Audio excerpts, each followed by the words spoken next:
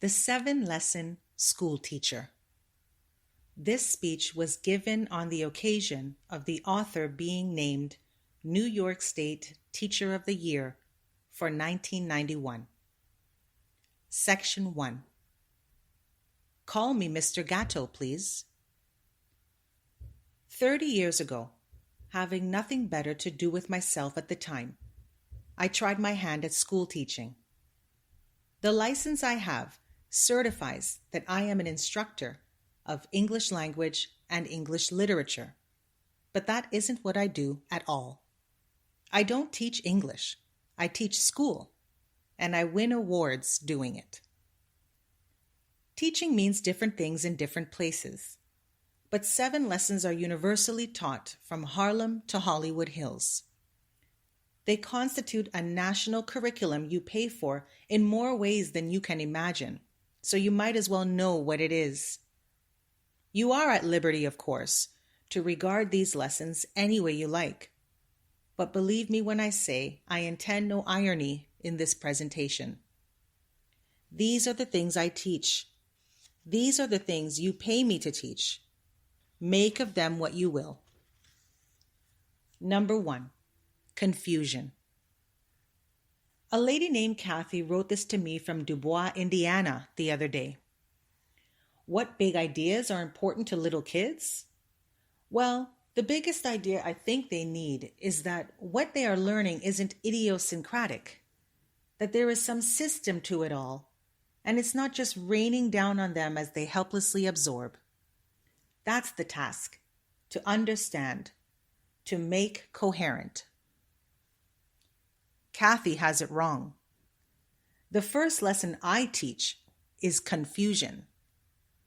Everything I teach is out of context. I teach the unrelating of everything. I teach disconnections. I teach too much. The orbiting of planets, the law of large numbers, slavery, adjectives, architectural drawing, dance, gymnasium, choral singing, assemblies, surprise guests, fire drills, computer languages, parents' nights, staff development days, pull-out programs, guidance with strangers my students may never see again, standardized tests, age segregation unlike anything seen in the outside world. What do any of these things have to do with each other? Even in the best schools, a close examination of curriculum and its sequences turns up a lack of coherence, a host of internal contradictions. Fortunately, the children have no words to define the panic and anger they feel at constant violations of natural order and sequence, fobbed off on them as quality in education. The logic of the school mind is that it is better to leave school with a toolkit of superficial jargon derived from economics, sociology, natural science, and so on, than with one genuine enthusiasm. But quality in education entails learning about something in depth. Confusion is thrust upon kids by too many strange adults, each working alone with only the thinnest relationship with each other, pretending for the most part to an expertise they do not possess. Meaning, not disconnected facts, is what sane human beings seek, and education is a set of codes for processing raw data into meaning. Behind the patchwork quilt of school sequences and the school obsession with facts and theories, the age-old human search for meaning lies well concealed. This is harder to see in elementary school, where the hierarchy of school experience seems to make better sense, because the good-natured, simple relationship between let's do this and let's do that is just assumed to mean something, and the clientele has not yet consciously discerned how little substance is behind the play and pretense. Think of the great natural sequences, like learning to walk and learning to talk, the progression of light from sunrise to sunset, the ancient procedures of a farmer, a smithy, or a shoemaker, or the preparation of a Thanksgiving feast. All of the parts are in perfect harmony with each other, each action justifying itself and illuminating the past and the future. School sequences aren't like that, not inside a single class, and not among the total menu of daily classes. School sequences are crazy. There is no particular reason for any of them. Nothing that bears close scrutiny. Few teachers would dare to teach the tools whereby dogmas of a school or a teacher could be criticized, since everything must be accepted. School subjects are learned. If they can be learned, like children learn the catechism or memorize the 39 articles of Anglicanism. I teach the unrelating of everything, an infinite fragmentation, the opposite of cohesion. What I do is more related to television programming than to making a scheme of order. In a world where home is only a ghost because both parents work, or because of too many moves or too many job changes or too much ambition, or because something else has left everybody too confused to maintain a family relation, I teach students how to accept confusion as their destiny. That's the first lesson I teach. Number 2, class position. The second lesson I teach is class position. I teach that students must stay in the class where they belong. I don't know who decides my kids belong there, but that's not my business. The children are numbered so that if any get away, they can be returned to the right class. Over the years, the variety of ways children are numbered by schools has increased dramatically, until it is hard to see the human beings plainly under the weight of numbers they carry. Numbering children is a big and a very profitable undertaking, though what the strategy is designed to accomplish is elusive. I don't even know why parents would, without a fight, allow it to be done to their kids. In any case, that's not my business. My job is to make them like being locked together with children who bear numbers like their own, or at least to endure it like good sports. If I do my job well, the kids can't even imagine themselves somewhere else, because I've shown them how to envy and fear the better classes, and how to have contempt for the dumb classes. Under this efficient discipline, the class mostly polices itself into good marching order. That's the real lesson of any rigged competition like school. You come to know your place. In spite of the overall class blueprint that assumes that 99% of the kids are in their class to stay, I nevertheless make a public effort to exhort children to higher levels of test success, hinting at eventual transfer from the lower class as a reward. I frequently insinuate the day will come when an employer will hire them on the basis of test scores and grades, even though my own experience is that employers are rightly indifferent to such things. I never lie outright, but I've come to see that truth and school teaching are, at bottom, incompatible, just as Socrates said thousands of years ago. The lesson of numbered classes is that everyone has a proper place in the pyramid, and that there is no way out of your class except by number magic. Failing that, you must stay where you are put. Number 3, indifference. The third lesson I teach is indifference. I teach children not to care too much about anything, even though they want to make it appear that they do. How I do this is very subtle. I do it by demanding that they become totally involved in my lessons jumping up and down in their seats with anticipation, competing vigorously with each other for my favor. It's heartwarming when they do that. It impresses everyone, even me. When I'm at my best, I plan lessons very carefully in order to produce this show of enthusiasm. But when the bell rings, I insist they drop whatever it is we have been doing and proceed quickly to the next workstation. They must turn on and off like a light switch. Nothing important is ever finished in my class, nor in any class I know of. Students never have a complete experience except on the installment plan. Indeed, the lesson of bells is that no work is worth finishing, so why care too deeply about anything? Years of bells will condition all but the strongest to a world that can no longer offer important work to do. Bells are the secret logic of school time. Their logic is inexorable. Bells destroy the past and future, rendering every interval the same as any other, as the abstraction of a map renders every living mountain and river the same, even though they are not. Bells inoculate each undertaking with indifference. Number 4, emotional dependency. The fourth lesson I teach is emotional dependency.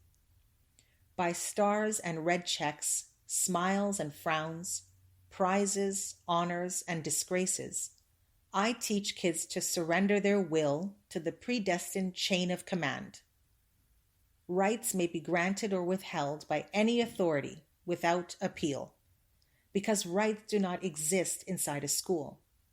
Not even the right of free speech, as the Supreme Court has ruled, unless school authorities say they do. As a school teacher, I intervene in many personal decisions, issuing a pass for those I deem legitimate, and initiating a disciplinary confrontation for behavior that threatens my control. Individuality is constantly trying to assert itself among children and teenagers, so my judgments come thick and fast. Individuality is a contradiction of class theory, a curse to all systems of classification. Here are some common ways in which individuality shows up. Children sneak away for a private moment in the toilet on the pretext of moving their bowels, or they steal a private instant in the hallway on the grounds they need water. I know they don't, but I allow them to deceive me because this conditions them to depend on my favors. Sometimes free will appears right in front of me in pockets of children, angry, depressed, or happy about things outside my ken. Rights in such matters cannot be recognized by school teachers. Only privileges that can be withdrawn, hostages to good behavior. Number 5, intellectual dependency. The fifth lesson I teach is intellectual dependency. Good students wait for a teacher to tell them what to do. This is the most important lesson of them all. We must wait for other people, better trained than ourselves, to make the meanings of our lives. The expert makes all the important choices. Only I, the teacher, can determine what my kids must study. Or rather, only the people who pay me can make those decisions, which I then enforce. If I'm told that evolution is a fact instead of a theory, I transmit that as ordered, punishing deviants who resist what I have been told to tell them to think. This power to control what children will think lets me separate successful students from failures very easily. Successful children do the thinking I assign them with a minimum of resistance and a decent show of enthusiasm. Of the millions of things of value to study, I decide what few we have time for. Actually, though, this is decided by my faceless employers. The choices are theirs. Why should I argue? Curiosity has no important place in my work, only conformity. Bad kids fight this, of course, even though they lack the concepts to know what they are fighting, struggling to make decisions for themselves about what they will learn and when they will learn it. How can we allow that and survive as school teachers? Fortunately, there are tested procedures to break the will of those who resist. It is more difficult, naturally, if the kids have respectable parents who come to their aid, but that happens less and less in spite of the bad reputation of schools. No middle-class parents I have ever met actually believe that their kid's school is one of the bad ones. Not one single parent in many years of teaching. That's amazing, and probably the best testimony to what happens to families when mother and father have been well schooled themselves, learning the 7 lessons. Good people wait for an expert to tell them what to do. It is hardly an exaggeration to say that our entire economy depends upon this lesson being learned. Think of what might fall apart if children weren't trained to be dependent. The social services could hardly survive. They would vanish, I think, into the recent historical limbo out of which they arose. Counselors and therapists would look on in horror as the supply of psychic invalids vanished. Commercial entertainment of all sorts, including television, would wither as people learned again how to make their own fun. Restaurants, the prepared food industry, and a whole host of other assorted food services would be drastically downsized if people returned to making their own meals rather than depending on strangers to plant, pick, chop, and cook for them. Much of modern law, medicine, and engineering would go too, as well as the clothing business and school teaching, unless a guaranteed supply of helpless people continued to pour out of our schools each year. Don't be too quick to vote for radical school reform if you want to continue getting a paycheck. We've built a way of life that depends on people doing what they are told because they don't know how to tell themselves what to do. It's one of the biggest lessons I teach. Number 6, provisional self-esteem. The 6th lesson I teach is provisional self-esteem. If you've ever tried to wrestle into line kids whose parents have convinced them to believe they'll be loved in spite of anything, you know how impossible it is to make self-confident spirits conform. Our world wouldn't survive a flood of confident people very long. So I teach that a kid's self-respect should depend on expert opinion. My kids are constantly evaluated and judged. A monthly report, impressive in its provision, is sent into a student's home to elicit approval or mark exactly, down to a single percentage point, how dissatisfied with the child a parent should be. The ecology of good schooling depends on perpetuating dissatisfaction, just as the commercial economy depends on the same fertilizer. Although some people might be surprised how little time or reflection goes into making up these mathematical records, the cumulative weight of these objective-seeming documents establishes a profile that compels children to arrive at certain decisions about themselves and their futures based on the casual judgment of strangers. Self-evaluation, the staple of every major philosophical system that ever appeared on the planet, is never considered a factor. The lesson of report cards, grades, and tests is that children should not trust themselves or their parents, but should instead rely on the evaluation of certified officials. People need to be told what they are worth. Number 7, one can't hide. The 7th lesson I teach is that one can't hide. I teach students that they are always watched, that each is under constant surveillance by me and my colleagues. There are no private spaces for children. There is no private time. Class change lasts exactly 300 seconds to keep promiscuous fraternization at low levels. Students are encouraged to tattle on each other or even to tattle on their own parents. Of course, I encourage parents to file reports about their own child's waywardness too. A family trained to snitch on itself isn't likely to conceal any dangerous secrets. I assign a type of extended schooling called homework so that the effect of surveillance, if not the surveillance itself, travels into private households, where students might otherwise use free time to learn something unauthorized from a father or mother, by exploration, or by apprenticing to some wise person in the neighborhood.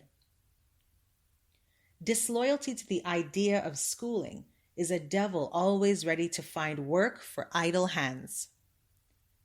The meaning of constant surveillance and denial of privacy is that no one can be trusted, that privacy is not legitimate. Surveillance is an ancient imperative, espoused by certain influential thinkers, a central prescription set down in the Republic, the City of God, the Institutes of the Christian Religion, New Atlantis, Leviathan, and a host of other places. All the childless men who wrote those books discovered the same thing. Children must be closely watched if you want to keep a society under tight central control. Children will follow a private drummer if you can't get them into a uniformed marching band. Section 2. It is the great triumph of compulsory government monopoly mass schooling that among even the best of my fellow teachers and among even the best of my students' parents, only a small number can imagine a different way to do things. The kids have to know how to read and write, don't they? They have to know how to add and subtract, don't they? They have to learn to follow orders if they ever expect to keep a job. Only a few lifetimes ago, things were very different in the United States. Originality and variety were common currency. Our freedom from regimentation made us the miracle of the world. Social class boundaries were relatively easy to cross. Our citizenry was marvelously confident, inventive, and able to do much for themselves independently, and to think for themselves. We were something special, we Americans, all by ourselves, without government sticking its nose into and measuring every aspect of our lives, without institutions and social agencies telling us how to think and feel. We were something special, as individuals, as Americans. But we've had a society essentially under central control in the United States since just after the Civil War, and such a society requires compulsory schooling, government monopoly schooling, to maintain itself. Before this development, schooling wasn't very important anywhere. We had it, but not too much of it, and only as much as an individual wanted. People learn to read, write, and do arithmetic just fine anyway. There are some studies that suggest literacy at the time of the American Revolution, at least for non-slaves on the Eastern Seaboard, was close to total. Thomas Paine's Common Sense sold 600,000 copies to a population of 3 million, of whom 20% were slaves and 50% indentured servants. Were the colonists geniuses? No. The truth is that reading, writing, and arithmetic only take about 100 hours to transmit, as long as the audience is eager and willing to learn. The trick is to wait until someone asks and then move fast while the mood is on. Millions of people teach themselves these things. It really isn't very hard. Pick up a fifth grade math or rhetoric textbook from 1850, and you'll see that the texts were pitched then on what would be today considered college level. The continuing cry for basic skills practice is a smoke screen behind which schools preempt the time of children for 12 years and teach them the 7 lessons I've just described to you. The society that has come increasingly under central control since just before the Civil War shows itself in the lives we lead, the clothes we wear, the food we eat, and the green highway signs we drive by from coast to coast, all of which are the products of this control. So too, I think, are the epidemics of drugs, suicide, divorce, violence, and cruelty, as well as the hardening of class into caste in the United States, products of the dehumanization of our lives, of the lessening of individual, family, and community importance, a diminishment that proceeds from central control. Inevitably, large compulsory institutions want more and more until there isn't any more to give. School takes our children away from any possibility of an active role in community life. In fact, it destroys communities by relegating the training of children to the hands of certified experts. And by doing so, it ensures our children cannot grow up fully human. Aristotle taught that without a fully active role in community life, one could not hope to become a healthy human being. Surely he was right. Look around you the next time you are near a school or an old people's reservation, if you wish a demonstration. School, as it was built, is an essential support system for a model of social engineering that condemns most people to be subordinate stones in a pyramid that narrows as it ascends to a terminal of control. School is an artifice that makes such a pyramidical social order seem inevitable, even though such a premise is a fundamental betrayal of the American Revolution. From colonial days through the period of the Republic, we had no schools to speak of. Read Benjamin Franklin's autobiography for an example of a man who had no time to waste in school. And yet the promise of democracy was beginning to be realized. We turned our backs on this promise by bringing to life the ancient pharaonic dream of Egypt, compulsory subordination for all. That was the secret Plato reluctantly transmitted in The Republic, when Glaucon and Adeimantus extort from Socrates the plan for total state control of human life, a plan necessary to maintain a society where some people take more than their share. I will show you, says Socrates, how to bring about such a feverish city, but you will not like what I am going to say. And so the blueprint of the 7-lesson school was first sketched. The current debate about whether we should have a national curriculum is phony. We already have a national curriculum locked up in the 7 lessons I have just outlined. Such a curriculum produces physical, moral, and intellectual paralysis, and no curriculum of content will be sufficient to reverse its hideous effects.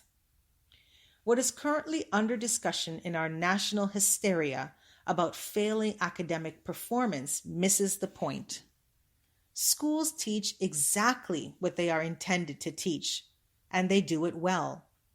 How to be a good Egyptian and remain in your place in the pyramid. Section 3. None of this is inevitable. None of it is impossible to overthrow. We do have choices in how we bring up young people. There is no one right way. If we broke through the power of the pyramidical illusion, we would see that. There is no life and death international competition threatening our national existence. Difficult as that idea is even to think about, let alone believe, in the face of a continual media barrage of myth to the contrary. In every important material respect, our nation is self-sufficient, including in energy. I realize that idea runs counter to the most fashionable thinking of political economists. But the profound transformation of our economy these people talk about is neither inevitable nor irreversible. Global economics does not speak to the public need for meaningful work, affordable housing, fulfilling education, adequate medical care, a clean environment, honest and accountable government, social and cultural renewal, or simple justice. All global ambitions are based on a definition of productivity, and the good life so alienated from common reality that I am convinced it is wrong, and that most people would agree with me if they could perceive an alternative. We might be able to see that if we regained a hold on a philosophy that locates meaning where meaning is genuinely to be found, in families and friends, in the passage of seasons, in nature, in simple ceremonies and rituals, in curiosity, generosity, compassion, and service to others, in a decent independence and privacy, in all the free and inexpensive things out of which real families, real friends, and real communities are built, then we would be so self-sufficient, we would not even need the material sufficiency which our global experts are so insistent we be concerned about. How did these awful places, these schools, come about? Well, casual schooling has always been with us in a variety of forms, a mildly useful adjunct to growing up. But modern schooling, as we now know it, is a byproduct of the two Red Scares of 1848 and 1919, when powerful interests feared a revolution among our own industrial poor. Partly, too, total schooling came about because old-line American families were appalled by the native cultures of Celtic, Slavic, and Latin American immigrants of the 1840s and felt repugnance toward the Catholic religion they brought with them. Certainly, a third contributing factor in creating a jail for children called school must have been the consternation with which these same Americans regarded the movement of African Americans through the society in the wake of the Civil War.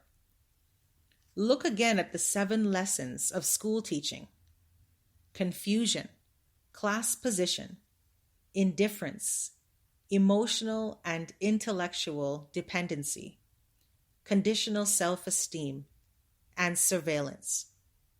All of these lessons are prime training for permanent underclasses, people deprived forever of finding the center of their own special genius.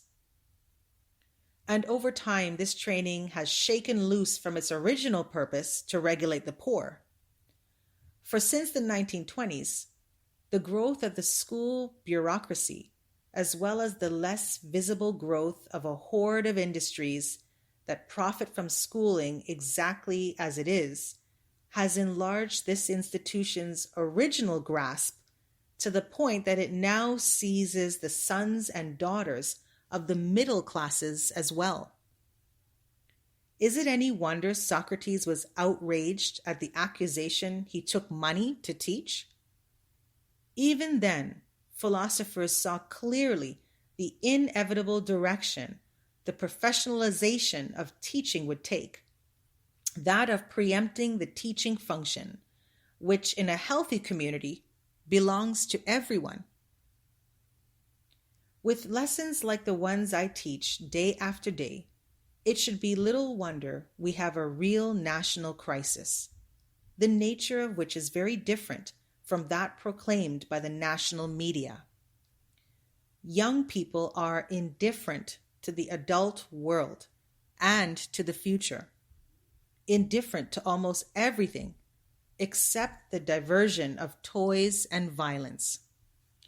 Rich or poor, school children who face the 21st century cannot concentrate on anything for very long. They have a poor sense of time past and time to come. They are mistrustful of intimacy like the children of divorce they really are, for we have divorced them from significant parental attention. They hate solitude, are cruel, materialistic, dependent, passive, violent, timid in the face of the unexpected, addicted to distraction. All the peripheral tendencies of childhood are nourished and magnified to a grotesque extent by schooling, which through its hidden curriculum prevents effective personality development. Indeed, without exploiting the fearfulness, selfishness, and inexperience of children, our schools could not survive at all, nor could I as a certified school teacher. No common school that actually dared to teach the use of critical thinking tools, like the dialectic, the heuristic, or other devices that free minds should employ, would last very long before being torn to pieces. In our secular society, school has become the replacement for church, and like church, it requires that its teachings must be taken on faith. It is time that we squarely face the fact that institutional school teaching is destructive to children. Nobody survives the 7-lesson curriculum completely unscathed, not even the instructors. The method is deeply and profoundly anti-educational. No tinkering will fix it.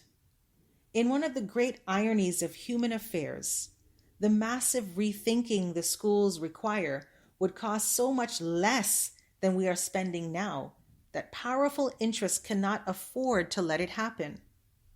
You must understand that first and foremost, the business I am in is a jobs project and an agency for letting contracts.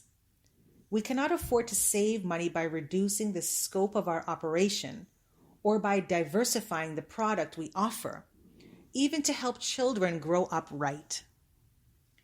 That is the iron law of institutional schooling. It is a business, subject neither to normal accounting procedures nor to the rational scalpel of competition. Some form of free market system in public schooling is the likeliest place to look for answers. A free market where family schools and small entrepreneurial schools and religious schools and craft schools and farm schools exist in profusion to compete with government education. I'm trying to describe a free market in schooling exactly like the one the country had until the Civil War. One in which students volunteer for the kind of education that suits them, even if that means self-education. It didn't hurt Benjamin Franklin that I can see. These options exist now in miniature, wonderful survivals of a strong and vigorous past, but they are available only to the resourceful, the courageous, the lucky, or the rich. The near impossibility of one of these better roads opening for the shattered families of the poor or for the bewildered host camped on the fringes of the urban middle class suggests that the disaster of 7-lesson schools is going to grow unless we do something bold and decisive with the mess of government monopoly schooling. After an adult lifetime spent teaching school, I believe the method of mass schooling is its only real content. Don't be fooled into thinking that good curriculum, or good equipment, or good teachers are the critical determinants of your son's or daughter's education.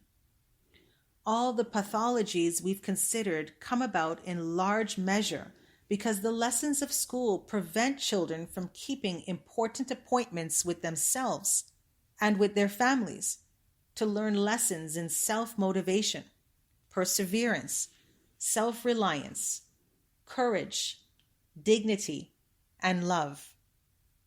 And lessons in service to others too, which are among the key lessons of home and community life. 30 years ago, these lessons could still be learned in the time left after school, but television has eaten up most of that time, and a combination of television and the stresses peculiar to two-income or single-parent families has swallowed up most of what used to be family time as well. Our kids have no time left to grow up fully human, and only thin soil wastelands do it in. A future is rushing down upon our culture that will insist that all of us learn the wisdom of non-material experience. A future that will demand as the price of survival that we follow a path of natural life that is economical in material cost. These lessons cannot be learned in schools as they are. School is a 12-year jail sentence where bad habits are the only curriculum truly learned. I teach school and win awards doing it. I should know.